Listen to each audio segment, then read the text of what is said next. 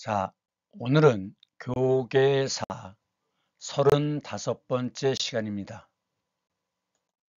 오늘은 삼국시대 그리고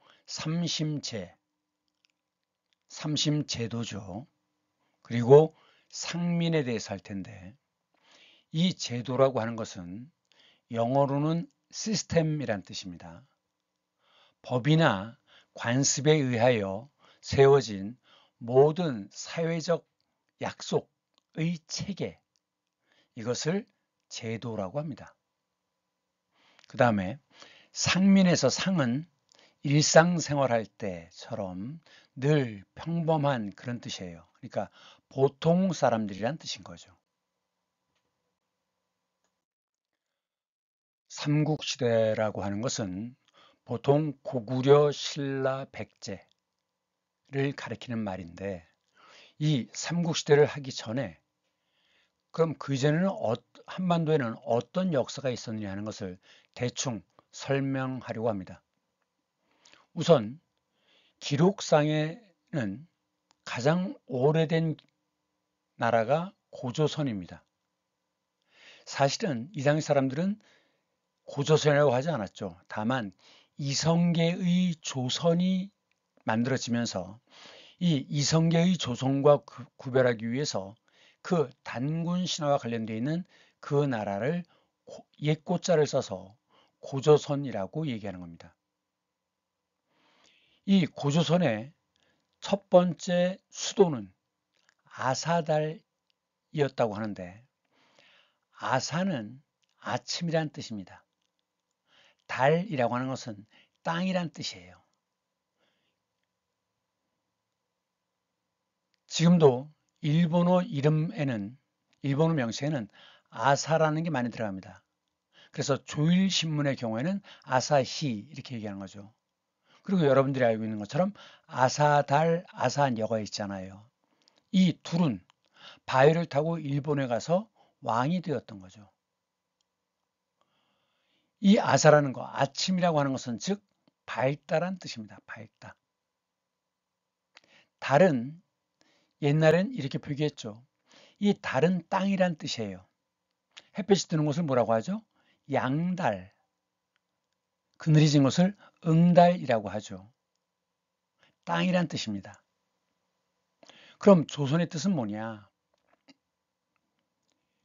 땅이 동쪽에 있어서 아침 해가 선명하다.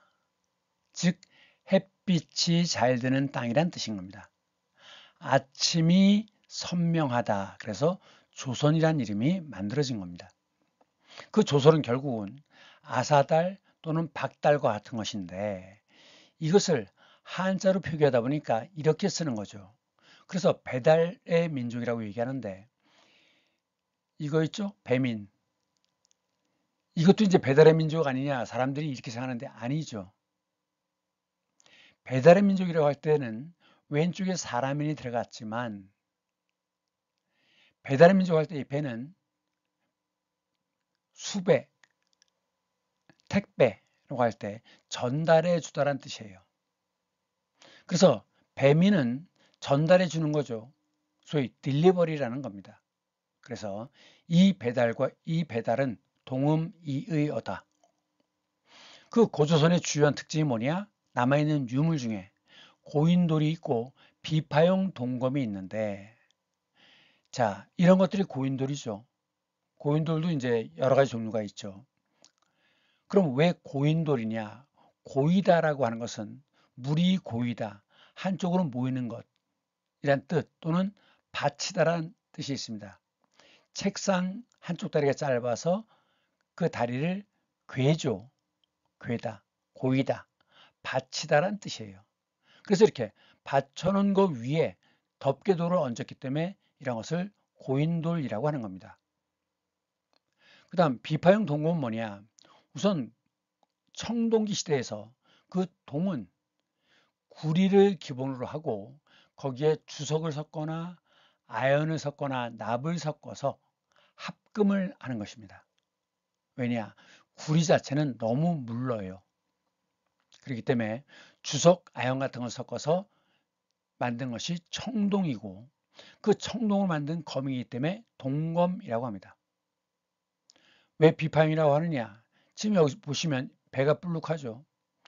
그래서 이것은 고조선의 검이고 지금 이것은 가느다라잖아요. 이런 것은 가는 세자를 써서 세형동검이라고 합니다. 이 세형동검은 중국 쪽에서 나타나는 것이지 한반도에서 나타나는 것이 아닙니다. 그래서 여러분들이 고등학교 역사책에서 이런 걸 보게 될 텐데 고조선의 세력 범위는 뭐냐? 그 판단 근거로 삼는 게 뭐냐면 두 가지입니다.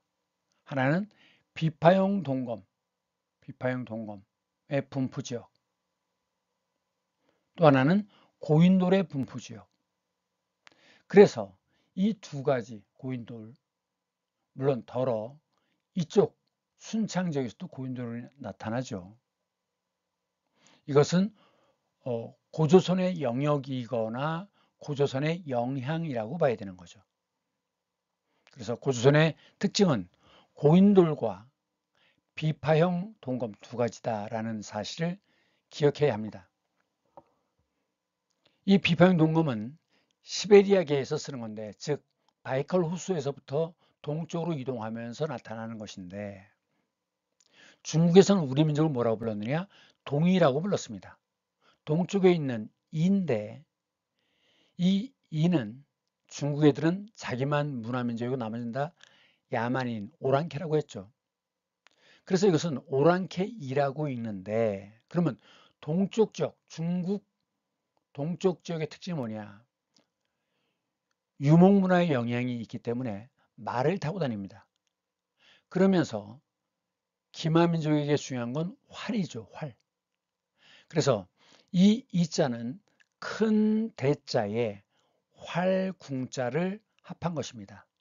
그래서 이렇게 새로 글자를 만들어서 오랑캐이라고 얘기하는 거죠. 그래서 이제 중국에서는 동쪽엔 오랑캐, 남쪽에도 오랑캐. 그래서 어떻게 불렀느냐?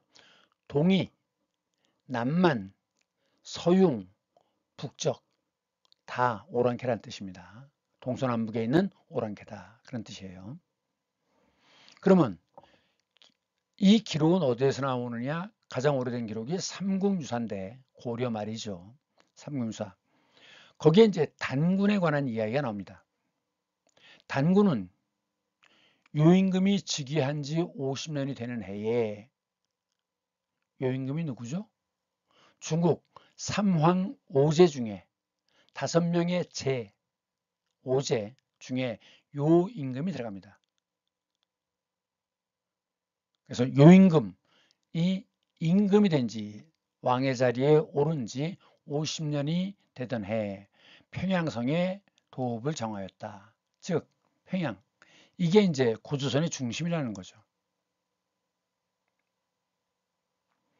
그래서 이 시기를 뭐라고 하느냐? 단군조선이라고 해요.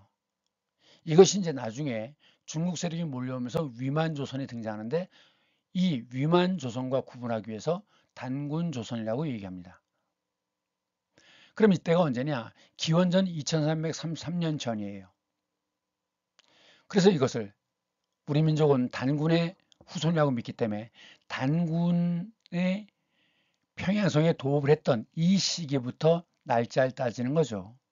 그래서 단군기원, 줄여서 단기라고 합니다. 그러니까 2025년 단기로 얼마죠? 2333년을 더해야 돼요. 그래서 4358년이 되는 거죠. 단기 4358년이다. 또 이 기원을 잡는 방식이 다른 게 예수 탄생을 기준으로 해서 하는 것이 서기죠. 서양의 기원. 서양은 기독교가 중심이니까. 그 다음 인도는 석가모니죠. 그래서 불기 이렇게 얘기합니다. 그런데 회교는 원래 이슬람을 한자로 쓰면 회회교가 됩니다. 회회교. 이 회는 돌다란 뜻이지만 이건 그냥 음만 빌려서 쓰는 거예요. 뜻과는 관계없습니다. 회회교라고 하는데 이걸 줄여서 회교라고 하는 거죠. 그걸 이제 히즈라력, 달력이라고 하는데 즉 회교력이라고도 얘기합니다. 이것은 무함마드가 이슬람교를 포교를 하는데 그 토착 세력인 메카에서 상인들의 반발이 무지 심해가지고 결국 쫓겨납니다. 그래서 622년에 메카에서 메디나로 이주하는데 요 메디나로 이주하는 요 때가 바로 회교력, 히즈라력 0년이 됩니다. 그렇다면 단군 신화에서는 환인의 아들 환웅이 신단수 밑으로 내려오죠. 그럼 도대체 환웅은 무엇을 상징하는 거냐? 선진 문물인, 그전에는 금속기가 없었죠. 선진 문물인 청동기 문명을 갖고 온 세력이라고 보는 거죠. 그런데 토착 쪽에 곰 토템이 있고 호랑이 토템이 있었는데 토템이라는 건 뭐냐? 특정 동식물을 조상으로 신성시, 신으로 모시는 것, 이것이 토템입니다. 그러한 사고방식, 신념 체계를 토테미즘이라고 해요. 앞에서 주의, 이즘에 대해서 배웠죠? 그러면 동북아시아에서, 동아시아에서 그 당시에 무서운 맹수가 뭐죠? 곰과 호랑이입니다. 그래서 곰이 우리의 조상이다. 호랑이가 우리의 조상이다. 이것이 곰 토템, 호랑이 토템입니다. 왜 그러냐? 무서운 동물이기 때문에 죄가 없는데 후손을 해치지는 않을 것이다 라고 자기들의 조상이라고 믿으면서 마음의 평안함을 얻기 위한 것이죠. 그런데 그거에 비해서 폴리네시아 쪽에서는 주식이 바다거북이거든요. 바다거북이 알, 이것이 주식입니다. 그러니까 이 폴리네시아에서는 바다거북을 뭐라고 생각하느냐? 무서운 동물이 아니라 그 후손들이 굶주림을 면하게 해주기 위해서 그 조상들이 바다거북이로 변신해서 나타나서 후손을 도와주는 것이다. 어쨌든 두려움의 대상이거든 존경의 대상이든 신성시한다는 거죠. 이것이 토테미즘입니다. 그래서 곰 토템, 호랑이 토템 두 가지가 있었는데 호랑이 토템은 밀려나고 곰 토템이 이 청동기 문명과 결합한 거라고 봐요. 그것이 이제 단군 신화의 내용이라고 보는 건데, 근데 이제 단군을 부를 때 단군 왕검이라고 합니다. 그럼 단군의 뜻은 뭐냐? 전라도 지방에서는 지금도 무당을 단골이라고 합니다. 단골. 즉 무당. 그 당시에 뭐였겠어요? 제사를 책임지는 자죠. 제사장입니다. 그래서 늘 이 한강 이남 지역에서는 시어미가 무당이면 며느리가 무당의 업을 이어받는데 결국 같은 집안에서 계속해요. 그러니까 사람들이 그 무당이 한 곳에 머물러 있기 때문에 사람들이 문제가 있으면 무당한테 찾아가서 소원을 빌거나 아니면 구술합니다. 그래서 찾아가던 곳을 계속 찾아가기 때문에 단골에서 단골 손님할 때 단골이 나왔어요. 단골. 어쨌든 단군은 종교 우두머리라는 뜻이라고 봐야 되겠죠. 왕검이라는 건 왕이라는 게 뭐예요? 통치자잖아요. 그러면 단군이 바로 왕검이었기 때문에 단군 왕검이라고 부르는 거죠. 그건 무슨 뜻이냐? 제사장이 통치자예요. 같은 사람입니다. 그래서 제사와 즉 종교와 정치가 하나로 이루어져 있다. 그래서 이것을 제정일치라고 합니다. 재정일치. 노란색 낱말들은 여러분들이 이해하고 기억해야 할 낱말들입니다. 그럼 이 단군 시대는 뭐였느냐? 부족국가 시대였습니다. 뭐 부족연맹이라고도 하고. 그러니까 왜 연맹이라고 하느냐? 부족국가가 여러 개가 있는데 그중에 가장 힘이 센 부족국가가 다른 부족국가와 연대해서 이 지역 전체를 통솔하는 거죠. 그래서 아직은 고조선은 중앙집권제 국가가 아닙니다. 부족국가였어요. 그러다가 이제 그 흉노 유목민족이죠. 중국 북부 흉노. 이들 와중에 위만이 중국에서 철기 문화를 가지고 조선으로 넘어와요. 그래가지고 고조선의 수도인 왕검성을 함락시킵니다. 그래서 이 중국 쪽에서 온 세력이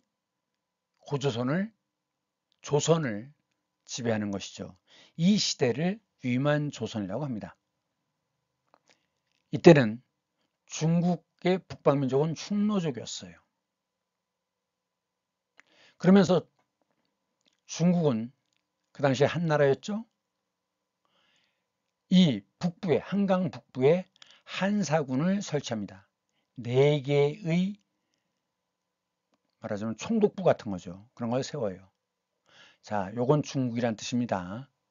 이렇게 쓰면 중국이에요. 그래서 낭랑, 진번, 임둔, 현도 이것을 세웁니다. 그랬는데 그 뒤에 이어서 부여에서부터 내려온 주몽이 고구려를 세우죠. 그러면서 세력을 넓혀가지고 이 낭랑을 제외하고는 이 세계는 소멸돼 버립니다. 이 낭랑과 관계 있는 얘기가 낭랑공주와 호동왕자가 있죠. 이 낭랑군은 고구려가 어느 정도 세력이 커질 때까지도 여전히 존재했던 것이에요. 그래서 그 낭랑의 공주와 고구려의 호동의 이야기죠. 그 뒤를 원삼국시대라고 하는데 원이라는 것은 근원, 본디란 뜻이죠. 원래.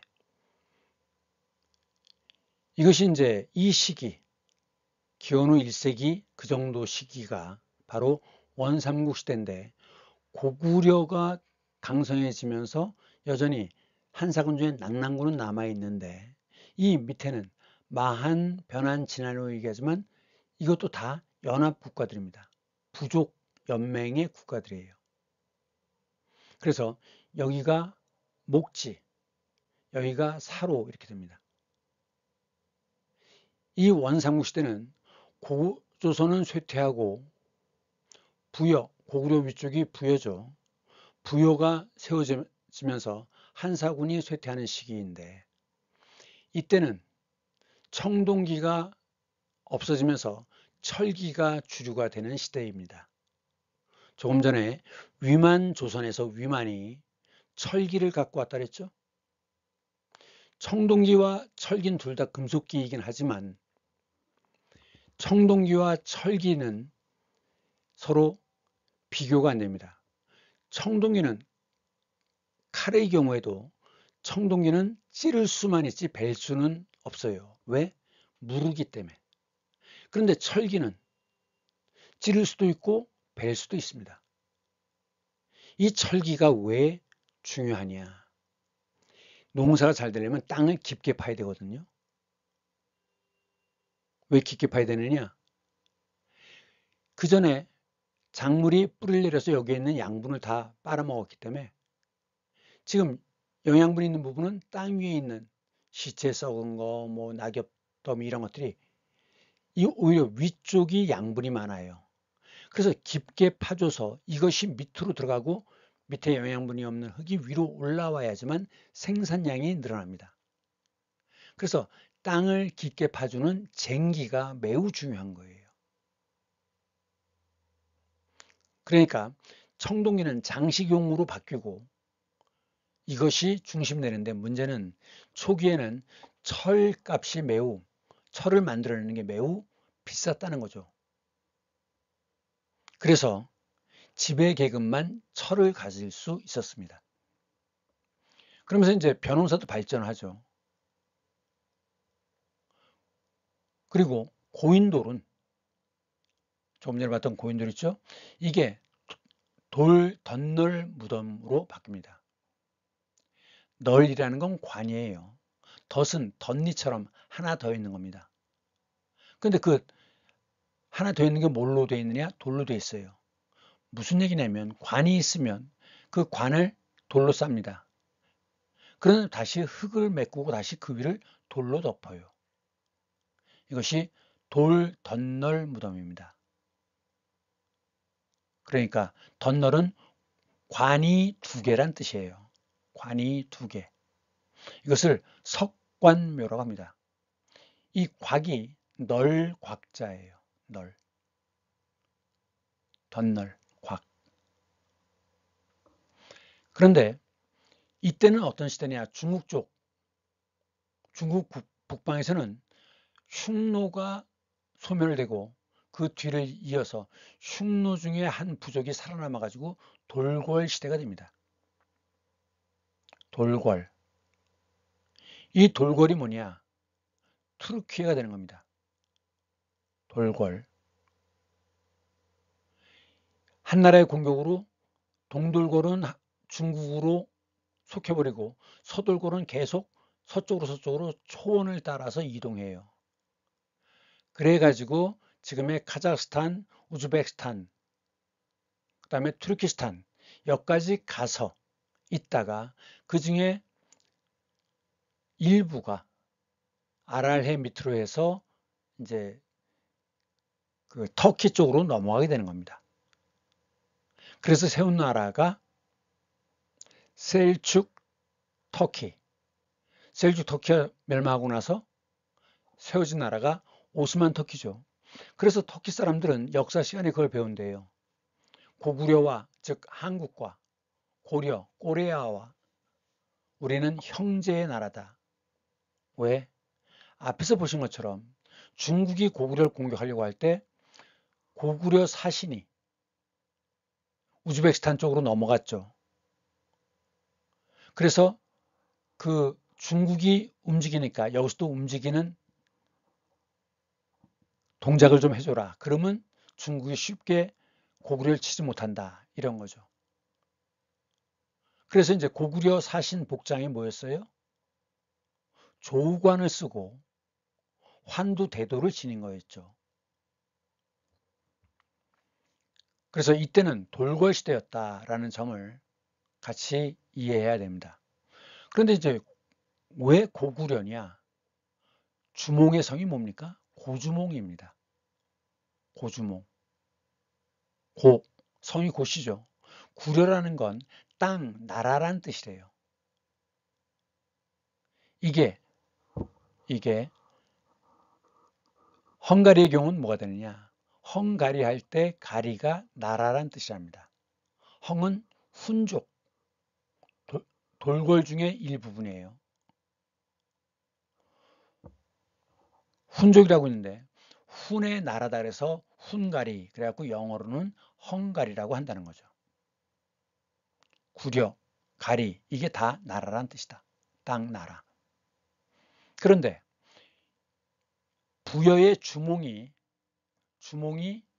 밑으로 내려왔죠. 남하했어요. 이 주몽의 뜻은 활을 잘 쏘는 사람이라는 뜻이라 그러죠. 그렇기 때문에 옛날의 기록을 보면 주몽이란 표현이 아주 많이 나와요. 고주몽만 얘기하는 거 아닙니다. 그냥 주몽이라고 하면 활을 잘 쏘는 사람이라고 했는데, 바로 활이 중요한 건 누구에게? 유목문화에게. 농경문화에서는 창이 중요해요. 왜? 길게 해서 막아야 되니까. 그러다가 장수왕 때, 광개토대왕 있고 그 아들 장수왕인데, 이 고구려라는 나라 이름을 고려로 바꿔 부릅니다. 그러니까 단군 조선도 고려고 고구려도 고려고 왕건의 나라도 고려죠. 왕건은 스스로 자기가 고구려를 계승한다고 했잖아요. 그런데 이제 역사학자들이 이 장수왕 이후의 고려와 왕건의 고려와 고조선의 고려가 이게 헷갈리니까 그대로 조선의 경우에도 앞에 고자를 써서 고조선 하는 것처럼 이 주몽의 나라도 옛날 이름 고구려를 그대로 쓴다는 거죠. 그런데 이제 가장 먼저 나타난 나라가 고구려고 2세기쯤 지난 다음에 마한변한 진안이 나타나는데 지금 이 마한변한 진안은 다 작은 나라들의 연합국가이지 고구려처럼 하나의 중앙 집권적인 나라가 아니었어요. 이 만 중에서 제일 힘이 셌던 게 목지국인데 이 목지국 중심으로 변한 게 마한이고 변화는 원래 12개의 작은 부족이었대요. 부족국가. 이 변화는 나중에 김수로의 가야로 바뀌죠. 가야국, 금간가야, 성주가야 뭐 이렇게 해서 많은 가야들이 나타납니다. 그 다음 이쪽 경상도 쪽을 보면 여기 사로국이 있어요. 사로. 국이라고 얘기하기엔 너무 인구가 적죠. 몇천 명 단위, 많아야 몇몇 명 단위였습니다. 이 사로가 진안이 되는데 다 공통적으로 들어가는 게 한이죠. 그래서 이것을 삼한이라고 부릅니다.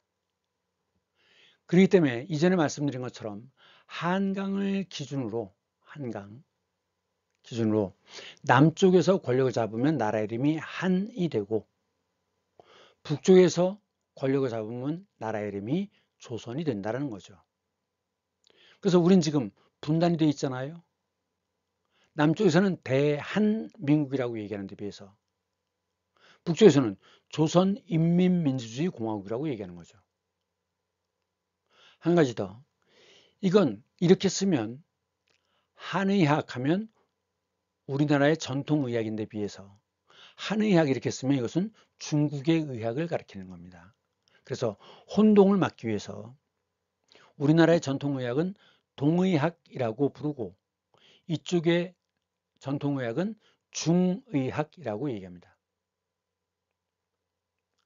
어쨌든 이 삼한은 처음에 모두 작은 나라 연맹체로서 그 중에 강력한 소국, 즉 목지라든가 사로를 중심으로 백제와 신라가 만들어진다는 거죠. 이 시대 뒤에 이제 백제가 나타나는데, 자, 마한이 결국 백제인 거죠.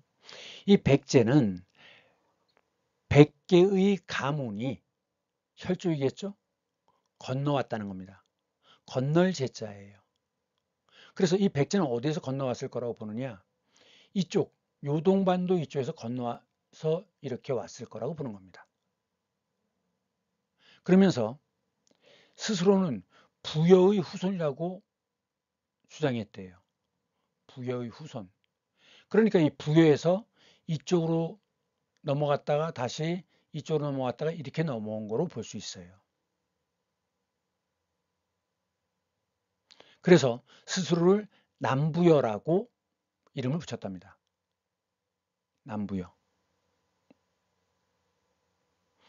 이 백제가 세워지고 나서 100년쯤 지나서 신라가 세워집니다. 신라. 신라의 뜻은 새신자죠? 라는 망라한다. 망라가 뭐예요? 새 그물과 물고기 그물이에요. 그물을 쳐서 몽땅 잡는 거죠. 그것이 일망타진. 일망타진. 그래서 새로워지고 망라한다 그래서 나라 이름이 신라가 된 거라고 합니다. 그래서 이 원삼국 시대 이후에 등장하는 게 삼국시대인데 고구려, 백제, 신라, 고구려에서 200년쯤 지나서 백제가 등장하고 백제에서 100년쯤 지나서 신라가 등장하는데 이런 것들은 다 부족 연맹의 작은 국가들이다. 이렇게 이해하면 되겠습니다. 삼국시대라고 하면 고구려, 신라, 백제를 가리키는데 보통 역사책에는 삼국의 정립 이런 말이 나옵니다. 정은 솥 정자예요. 이런 솥 봤나요? 은나라에서 제사를 지낼 때 쓰는 그릇 또는 고궁에 가면 많이 볼 수 있는 것들입니다. 옛날에 술잔이나 그릇들은 이렇게 생겼는데 다리가 3개면 어떤 경우라도 쓰러지지 않아요. 그래서 정이 서 있다는 이야기는 매우 안정되어 있다는 뜻입니다. 물론 정할 정자를 쓰면 어떤 방침이나 이론을 세운다, 계획을 세웠을 때 정립하다, 동음이어가 또 있습니다. 그러면 삼국의 정립은 뭐냐? 고구려, 백제, 신라 이것이 670년쯤부터 이렇게 되는 거예요. 그러다가 이제 신라가 삼국을 통일하죠. 그래가지고 나라가 이쯤 이렇게 됩니다. 이쯤. 그랬는데 고구려가 멸망하고 고구려의 유민들을 중심으로 해서 이들이 나라를 세우죠. 이게 이제 발해입니다. 발해. 그리고 통일신라가 다시 3개 나라로 나뉘어요. 궁예, 견원, 왕건, 셋이 서로 권력을 차지하기 위한 싸움을 하죠. 그리고 나서 고려시대로 넘어갑니다. 그러면서 왕건의 고려가 이렇게 있으면서 발해는 여전히 존재해요. 그래서 이때를 남북국 시대라고 합니다. 남북국 시대. 그러다가 백두산의 대폭발로 인해서 이 발해라는 나라가 흔적도 없이 사라져요. 자, 이제 역사를 얘기할 때는 BC 이런 얘기를 하는데 Before Christ죠. 그러니까 예수가 태어나기 전, 기원 전이라고 얘기하죠.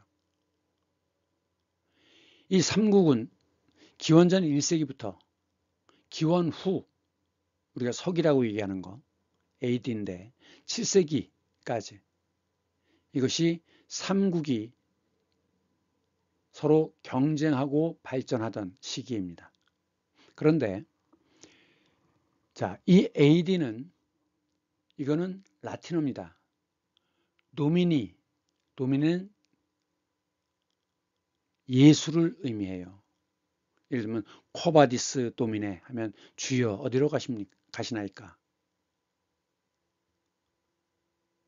도미니 예수란 뜻이고 A는 아노라는 건 년이란 뜻이에요. 그러니까 예수로부터 따지는 해. 그래서 AD 이렇게 얘기합니다. AC 아니에요. AD입니다. 라틴어로 쓰기 시작했어요. 그래서 이거를 서기라고 한다. 7세기인데 7세기는 영어로 센트리죠. 그럼 센트가 뭐냐? CENT.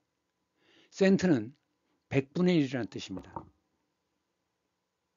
그러면 이제 어떤 시기를 100년으로 나눴어요.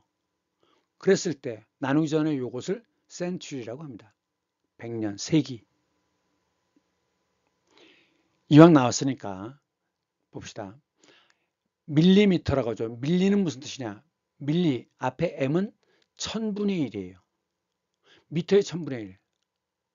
그럼 센티미터는 뭐죠? 미터의 100분의 1. 미터. 킬로는 뭡니까? 1000배란 뜻이죠. 그러니까 1000분의 1, 100분의 1, 1000이에요. 그렇기 때문에 1리터는 1000cc죠. cc 뭐냐? 앞에 C는 큐빅 아시죠? 큐빅. 직육면체. 센티미터. 그래서 가로 세로 높이 1cm가 cc죠. 그것이 1000cc가 되면 1리터라고 하잖아요. 1리터. 그러면 m이 붙었습니다. 밀리가 붙었어요. 밀리리터는 뭐겠어요? 리터의 1000분의 1이니까 즉 1cc죠. 이것은 그램이 있죠. 근데 밀리그램은 1000분의 1g이죠. 킬로그램, 이것은 1000g이죠. 그래서 상식으로 밀리, 센트, 킬로의 의미를 알아야 됩니다. 나중에 배울 기회가 있지만 이 서양 유럽을 여행을 하다 보면 이런 기호들이 많이 나와요. M은 밀레니엄입니다. 밀레니엄이 뭐죠? 1000년입니다. 그럼 D는 뭘 의미하느냐? 500년입니다. C는 센츄리죠. 100이에요. L은 50입니다. 요건 아시죠? 10을 의미하죠. 요거는 5를 의미하죠. 그런데 이 오른쪽에 있는 건 각각 1인데, 자, 로마에서는 숫자를 셀 때 어떤 것에 오른쪽에 있으면 더해야 되고 왼쪽에 있으면 빼야 됩니다. 그러면 이렇게 쓴 건 몇이에요? 5의 왼쪽이니까 4죠. 이해했습니까? 그러면 자, M 1000이에요. D 500이 나왔는데 오른쪽에 C가 있어요. 100이 있습니다. 그럼 오른쪽은 더해야죠. 그래서 600입니다. 600. L은 50이죠. 근데 오른쪽에 있어요. X가. 이 X가 뭡니까? 10이죠. 그래서 5의 오른쪽에 10이 있으니까 50의 오른쪽에 10이 있으니까 이건 60입니다. 그리고 5에 다시 오른쪽에 두 개가 있으니까 7입니다. 그래서 이것은 1667년을 의미해요. 이거 숫자 세는 법 알아두면 유럽 여행할 때 매우 유용합니다. 그러면 삼국시대 특징은 뭐냐? 중앙집권제와 사상의 통일이에요. 처음에는 아직은 왕의 권력이 약하기 때문에 동생에게 왕위를 물려줬어요. 형제 세습을 했습니다. 그러다 점점 더 왕의 힘이 강력해지면서 아버지에게서 아들로 왕 자리가 내려가죠. 이게 부자 세습입니다. 그러면서 정신적으로는 그전에는 우리는 천재의 자손이다 그랬습니다. 천재가 뭐예요? 쟤는 황제라고 할 때 제죠. 임금, 우두머리입니다. 그래서 옛날 기록에 천재라고 나오면 다 하느님이라고 생각하면 돼요. 그런데 이것에 비해서 이 중앙집권에서는 신의 개념을 도입합니다. 신, 모든 인류에게 보편타당한 누구에게나 적용되는 신의 개념이 도입됩니다. 이 신은 절대자죠. 하나밖에 없어요. 너네 하느님, 우리 하느님, 이게 아니라 오로지 유일한 하나님, 하나뿐인 하느님입니다. 그러니까 딴 생각을 하지 말아라. 절대자입니다. 그래서 불교가 중앙집권이 되면서 권력은 장악했지만 정신도 통일해야 되잖아요. 신념도 통일해야 됩니다. 그래서 통일시키기 위해서 불교가 도입되는데, 불교에는 어떤 특징이 있었느냐? 인과응보와 절대자의 개념이 있습니다. 그렇다면 자, 왜 내가 지금 왕이 됐어? 전생에 훌륭한 일을 많이 해서. 그게 인과응보죠. 전생에 나는 매우 훌륭한 사람이었어. 그러니까 너네들은 당연히 나를 따라야 돼.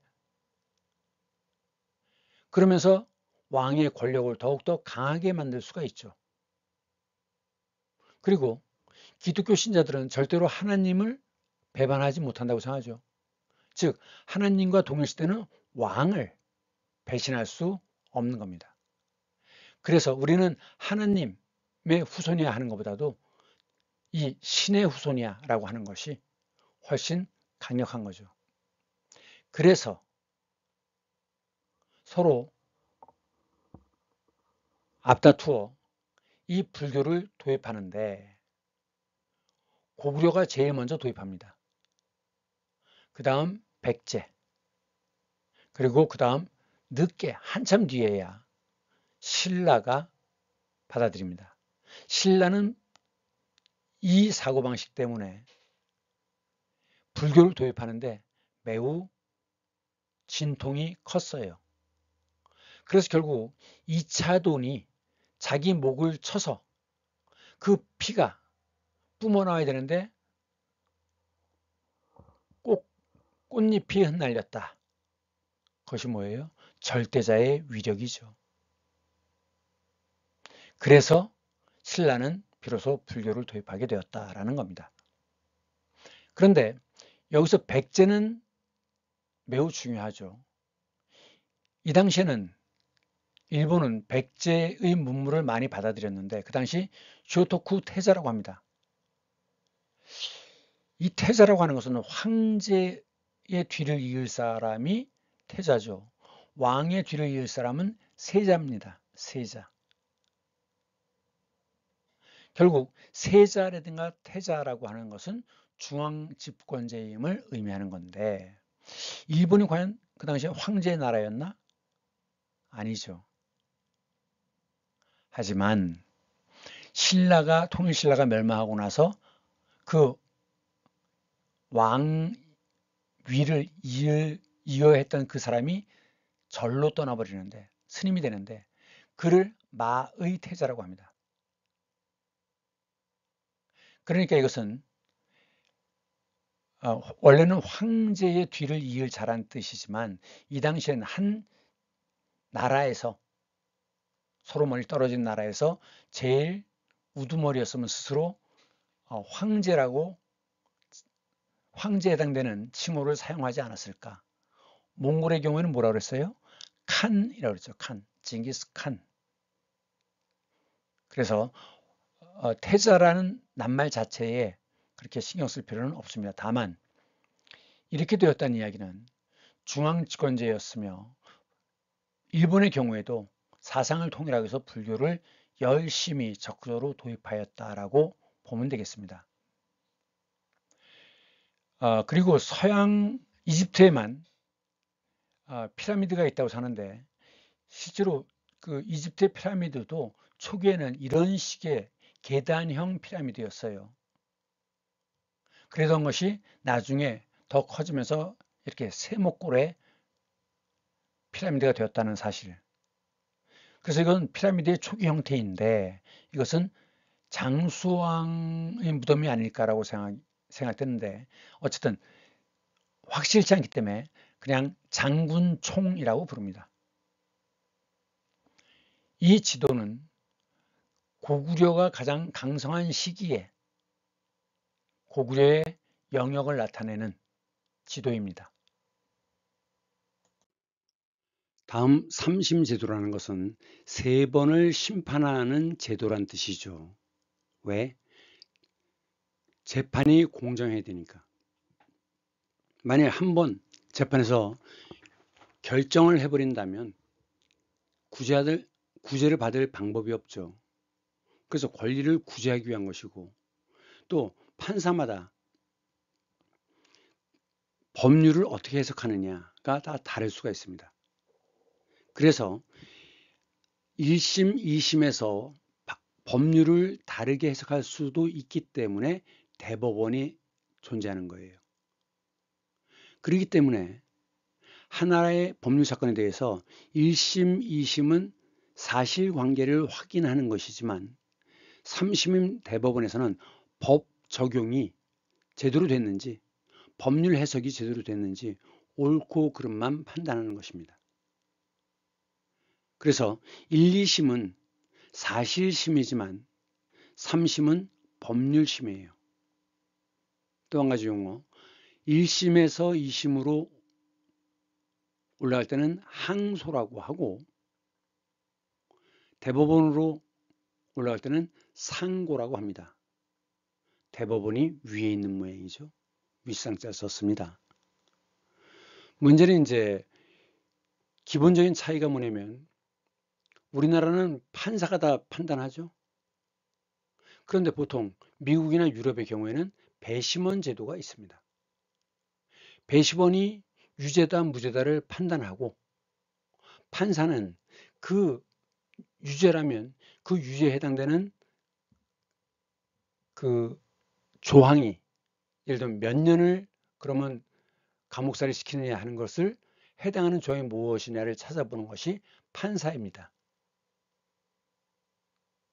그렇기 때문에 객관적인 판단, 공정성과 권리침을 당하지 않기 위해서는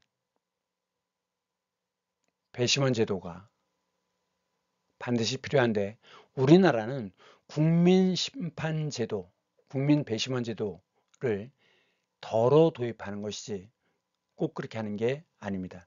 그러다 보니까 판사, 검사가 장난을 치는 경우가 굉장히 많아요. 그래서 잘 봐주고 나중에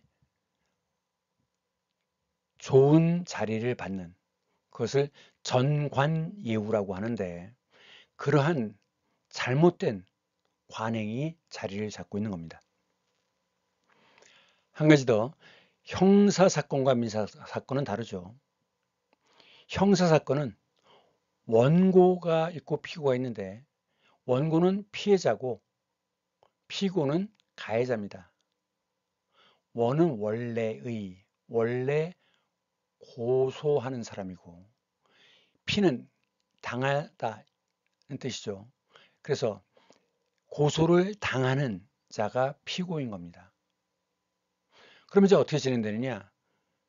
사건이 이거는 누군가 피해를 입었다라고 하면 입건합니다. 그럼 정말 어느 정도인지 정말 피해를 입었는지 하는 것을 수사를 하죠. 그래서 죄가 있다고 정하면 기소를 합니다. 만일 죄가 없다고 판단하면 불기소를 합니다. 또는 기소하는 걸 유예, 멈춘다는 거죠.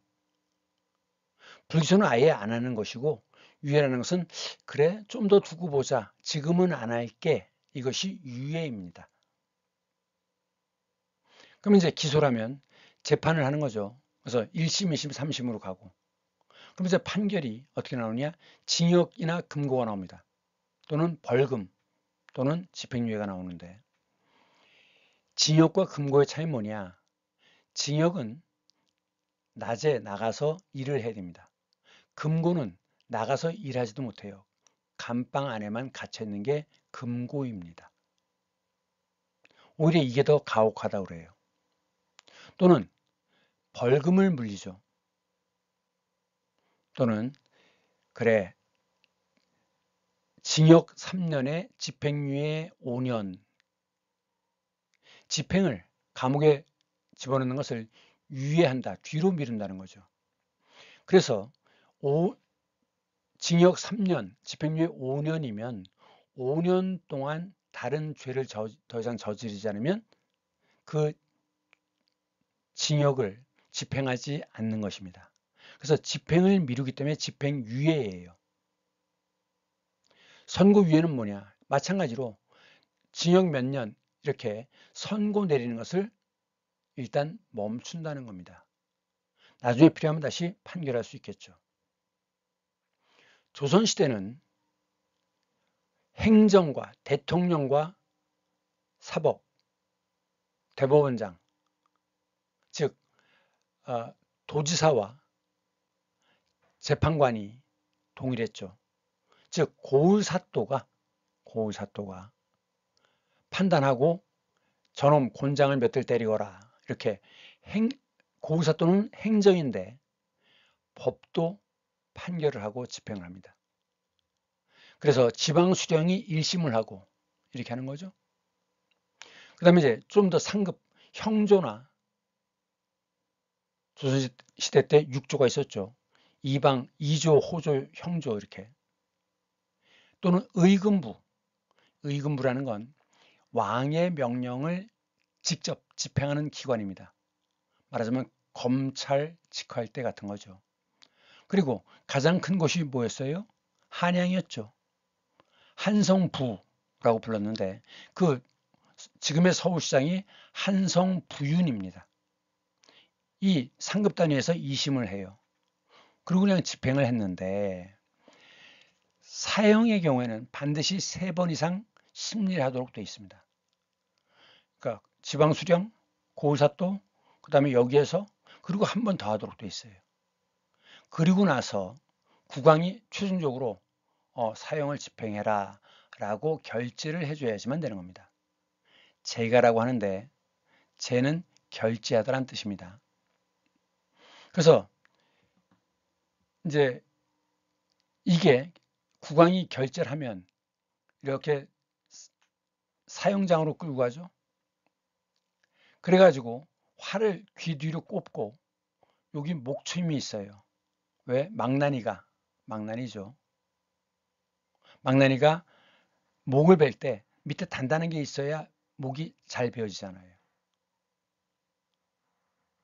또는 이제 이 목을 매달기 위해서 효수라고 하는데 아예 목을 자르기 전에 이 상투를 조선시대니까 상투가 있죠.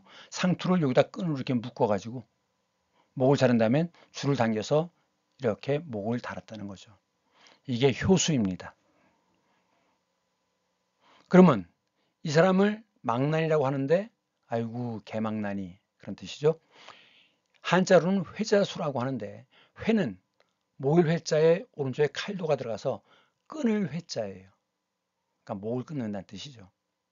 회자수라고 하는데 누가 했느냐?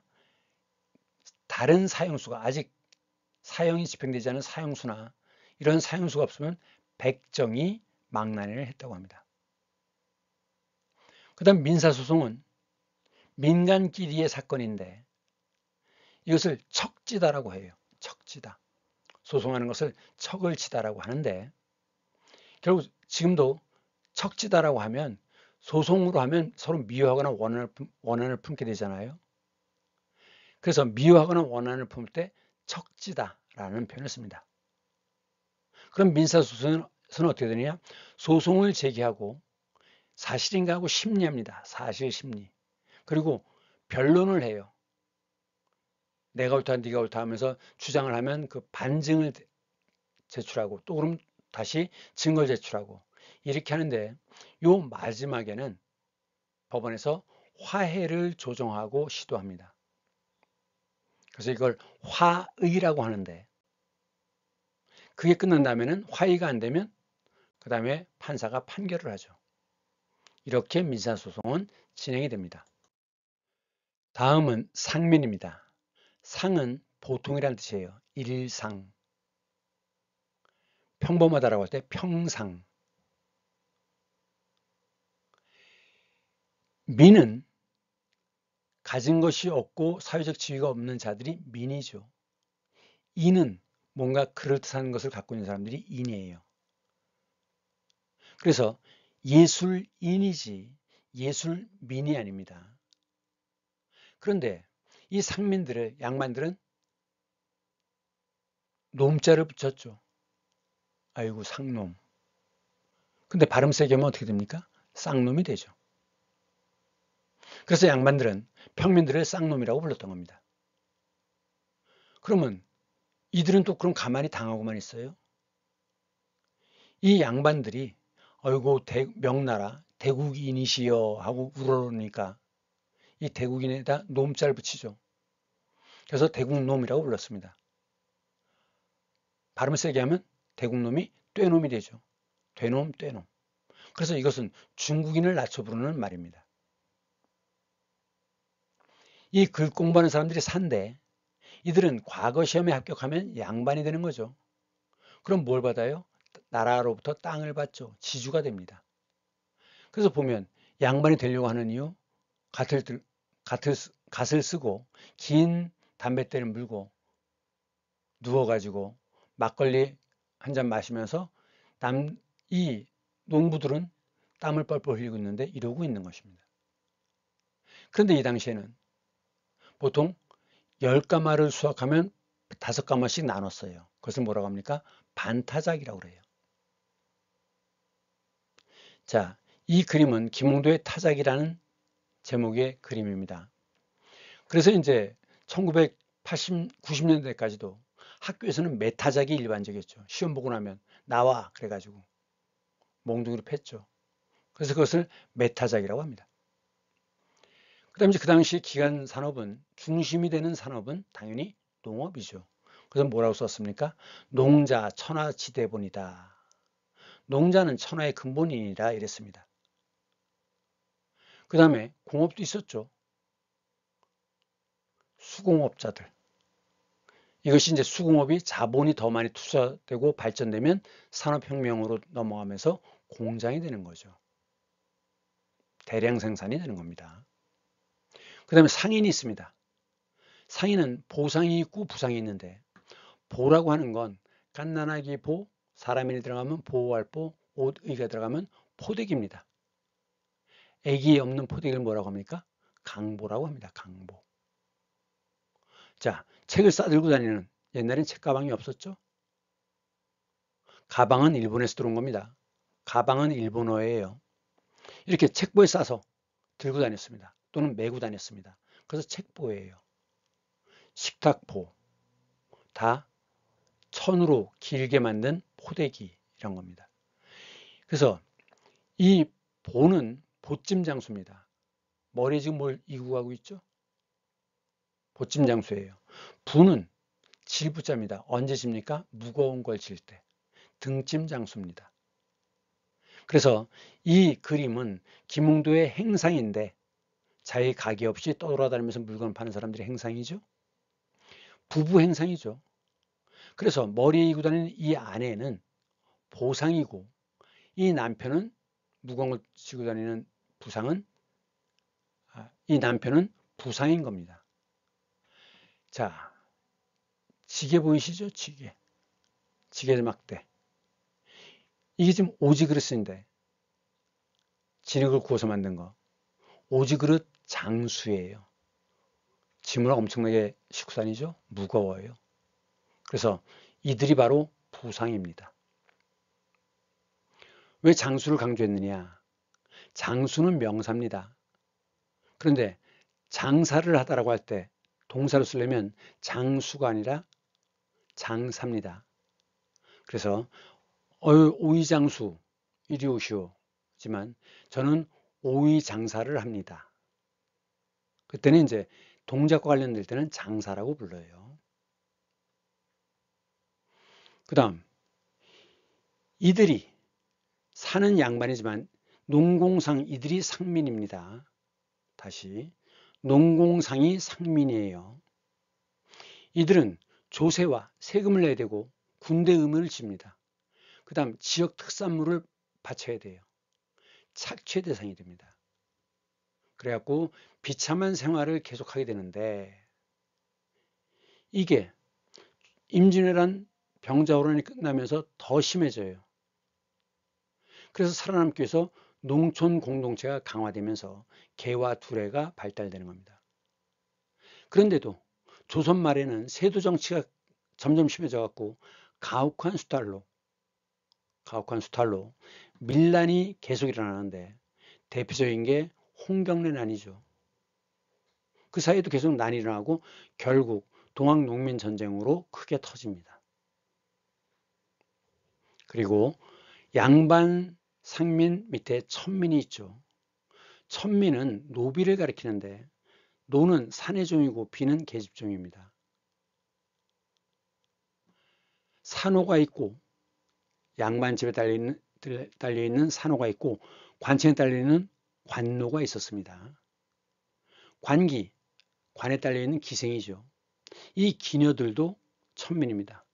그 다음 지금 모두가 되고 싶어하는 연예인, 옛날엔 다 노래를 하던 춤을 추던 다 광대라고 했는데 광대도 천민이고 무당, 승려 이들도 다 천민이었는데 그 중에 가장 최하층은 백정이었다고 합니다. 백정.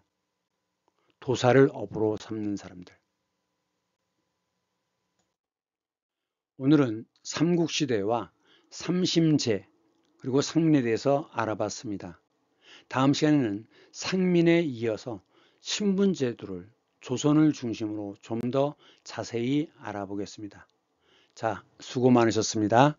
다음 주 월요일에 다시 만나요. 안녕.